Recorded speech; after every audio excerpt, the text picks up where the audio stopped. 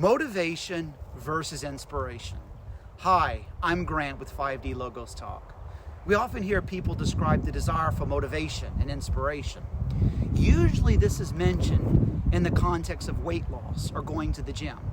The fitness gurus tell us to get motivated or inspired, or we hear a podcast where there's a motivational speaker that gets us to approach life through a new lens. Are these words, motivation and inspiration, synonymous? Or do they possess fundamental differences? Interestingly, when you look up that word motivation in a dictionary, it comes from the word for movement.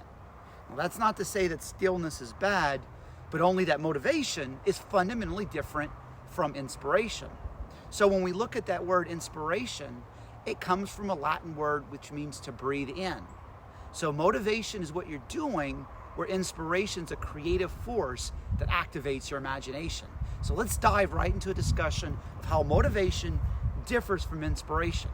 And to be clear, we don't approach this topic with judgment and comparing the two and saying which is superior. We should not think about which is better, but we should consider the context, because everything in life is context. So it's apparent that motivation is connected to movement, which is visible and observable to outsiders. The motivation is an externality that does not originate from ourselves. So what are some examples? Well, this could be rewards from achievement, or even an alarm clock that wakes us up in the morning. All these things involve movement and can be seen by others so that they might say, that person is motivated.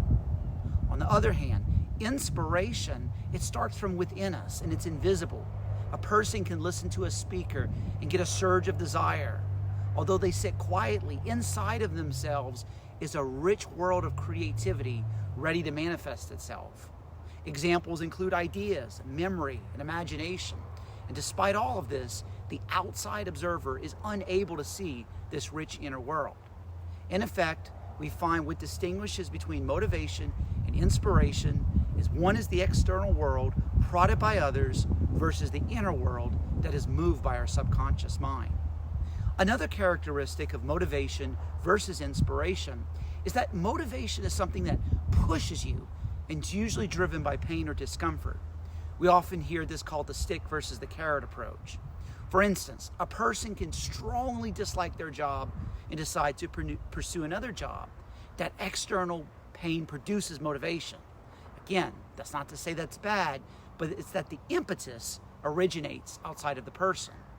The pushing is connected to an external factor. You can be pushed by a coach, a boss, a parent, a family member, or even a friend. But when we consider inspiration, we find that a person is pulled toward their goal. They feel an inner hunger. They want to reach for more. You see, they already have their physical needs met, but they feel a sort of incompleteness inside of them. Instead of being pushed to a goal, they're pulled to the goal. The inspiration does not require the continual guidance of another person. So a motivated person, for example, could go to the gym, but they can return to prior bad habits. But the inspired person creates new habits, new ways of thinking. We name this pushing and pulling. The motivation is being a big what versus the inspiration that is the big why. You see, a motivated person is influenced by events surrounding him, whereas an inspired person is guided by their own identity. Therefore, motivation integrates people into circumstances, but integration integrates people into their identity. Motivation obtains, inspiration sustains. So we can also think of the difference of motivation and inspiration as the difference between the conscious mind and the subconscious mind. The conscious mind uses motivation and it's actively in our focus, whereas the subconscious mind handles inspiration. It's in the realm of the conscious mind that we know what we're thinking. But in the subconscious mind, we don't know what we're thinking. We don't even know that we are thinking. But that's how we solve problems often without even thinking about it.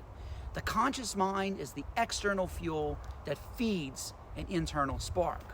Where attention goes, energy flows. Yet, regardless of the amount of fuel, a spark of inspiration must exist. This inspiration is found within our subconscious mind.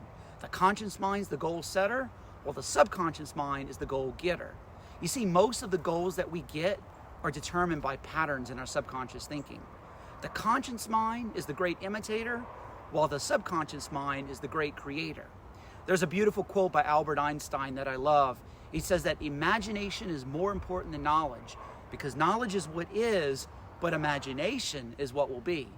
You see, motivation causes us to ask the question, why?